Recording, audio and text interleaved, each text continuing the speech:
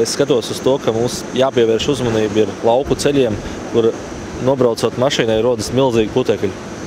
Šos ceļu posmus varētu sakārtot, neieguldot liels līdzekļus, bet apstrādājot ar virsma speciāli cieto segumu.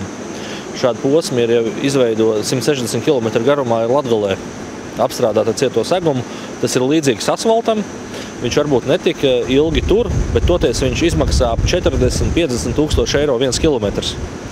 Un līdz ar to ar nelieliem naudas līdzekļiem mēs varam panākt labus rezultātus. Tur, kur nav satiksme ļoti intensīva, bet dzīvo viensētas, teiksim, gar ceļa malu. Sakārtojot šo posmu, mēs varam radīt komfortablus dzīves apstākļus reģionu cilvēkiem, lai viņiem nav jāelpo ikdienā putekļi. Šādi posmi, kā jūs teicat, Latgalē ir atjaunot, un cilvēki pat ir atgriežušies dzīvot savās mājās.